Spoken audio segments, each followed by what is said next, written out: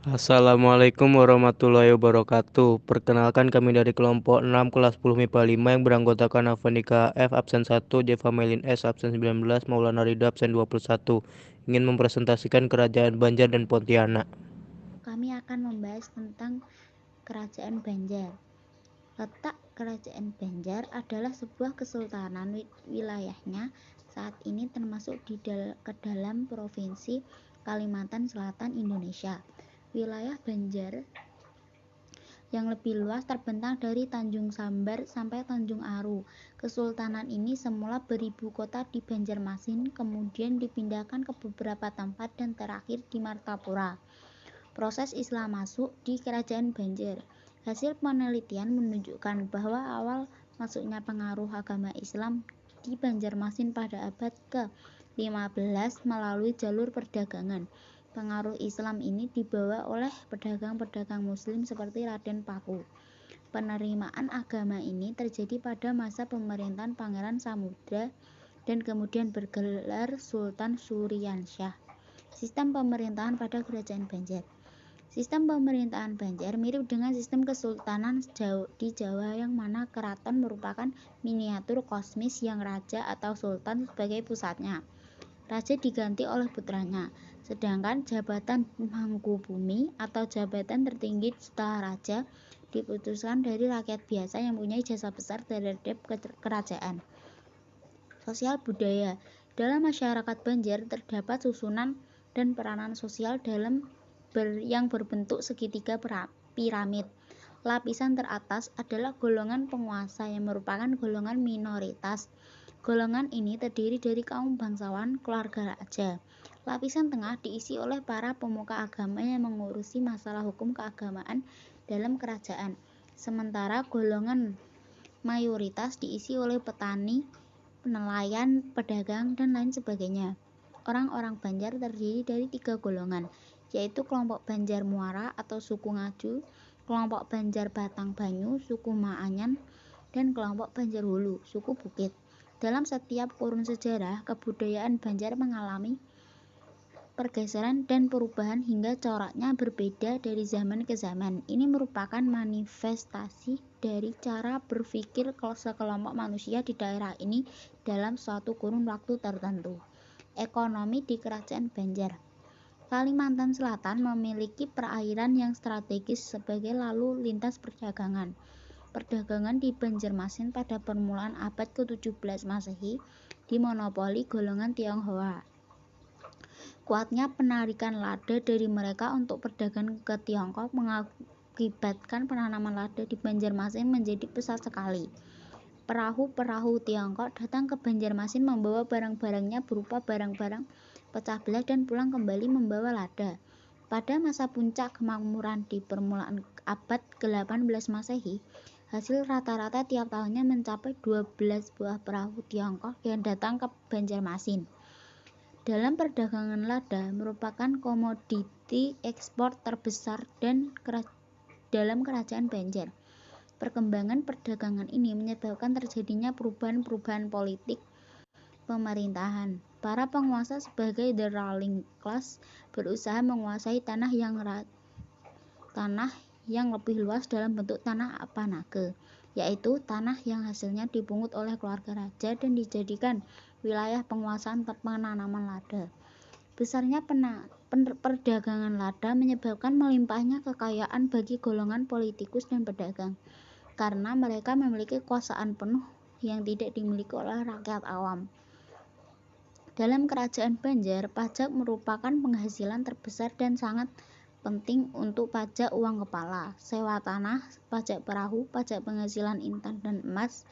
Perekonomian masyarakat Banjar terdiri atas pertanian, nelayan, dan industri. Akhir kerajaan dari Kerajaan Banjar. Kerajaan Banjar runtuh pada saat berakhirnya Perang Banjar pada tahun 1905. Perang Banjar merupakan peperangan yang diadakan Kerajaan Banjar untuk melawan kolonialisasi Belanda. Raja terakhir adalah Sultan Muhammad Seman tahun 1862 sampai 1905 yang meninggal pada saat melakukan pertempuran dengan Belanda di Puruk Cahu. Peninggalan-peninggalan sejarah. 1. Candi Agung di Amuntai. 2. Masjid Sultan Suryansyah. 3. Makam para raja-raja Kesultanan Banjar seperti Makam Sultan Suryansyah, Makam Sultan Mustaibillah, Makam Sultan Inayatullah, dan lain-lain. Selanjutnya kami akan membahas Kerajaan Pontianak. Letak Kerajaan Pontianak. Letak pusat pemerintahan ditandai dengan berdirinya Masjid Jami Pontianak, kini bernama Masjid Sultan Syarif Abdurrahman, dan Istana Qadariyah yang sekarang terletak di Kelurahan Dalam Bugis, Kecamatan Pontianak Timur, Kota Pontianak, Kalimantan Barat. Proses Islam masuk. Islam masuk di Kalimantan Barat atau Pontianak pada abad ke-15 melalui dua proses. Pertama, penduduk pribumi berhubungan dengan agama Islam kemudian menganutnya. Kedua, orang asing Asia, Arab, India, Cina, dan lain-lain yang telah memeluk agama Islam dan bertempat tinggal secara permanen di suatu wilayah kemudian melakukan perkawinan campuran dan menjadi anggota masyarakat lainnya.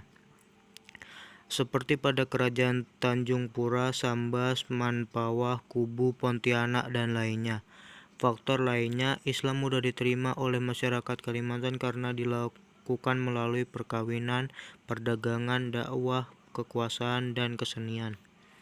Sistem pemerintahan. Setelah Kesultanan Qadiriyah berakhir, sistem pemerintahan kesultanan secara otomatis berubah menjadi sistem pemerintahan kota Pontianak. Kesultanan ini berlangsung selama hampir 2 abad, yaitu sejak tahun 1771 hingga tahun 1950. Selama kesultanan ini masih eksis, terdapat 8 sultan yang pernah berkuasa. Sosial budaya. Penduduk asli daerah ini adalah suku Dayak. Setelah Pontianak berdiri, beberapa suku daerah lain berdatangan mulai dari dalam hingga luar wilayah Kalimantan Barat. Pembagian wilayah Pontianak menimbulkan tendensi sistem pelapisan sosial. Sebelah timur cenderung berdasarkan agama dan keturunan, sementara di barat penguasa cenderung dipandang sebagai lapisan atas, lalu para alim ulama, tokoh masyarakat, serta orang-orang kaya sebagai golongan menengah. Kemudian petani, pedagang kecil, buruh, dan lainnya menempati golongan bawah. Agama menjadi salah satu dasar budaya yang penting.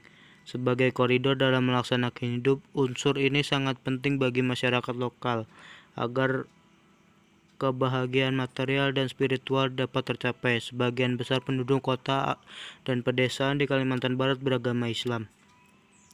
Sementara mayoritas penduduk pedalaman menurut kepercayaan tradisional atau kepercayaan lama. Kedatangan agama Islam di Kalimantan Barat bermula dari Johor dan Bintan, kemudian masuki aliran sungai Serambas dan berpusat di Kerajaan Sambas. Baru dari Serambas, penyebaran sampai di Singkawang, Mempawah, lalu Pontianak. Perkembangan kehidupan dua kepercayaan Islam dan kepercayaan lokal ini berlangsung damai dan berjalan tenang. Dengan kata lain, Kalimantan Barat memiliki sistem kebudayaan yang terbagi atas sistem budaya penduduk asli, penganut agama Hindu atau Buddha, dan Islam sosial. Ekonomi. Perdagangan merupakan kegiatan yang menopang kehidupan ekonomi di Kerajaan Pontianak.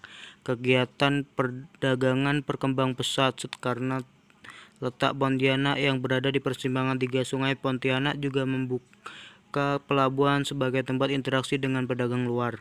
Komoditas utamanya antara lain garam, berlian, emas, lilin, rotan, tengkawang, karet, tepung sagu, gambir, pinang, sarang burung, kopra, lada, dan kelapa.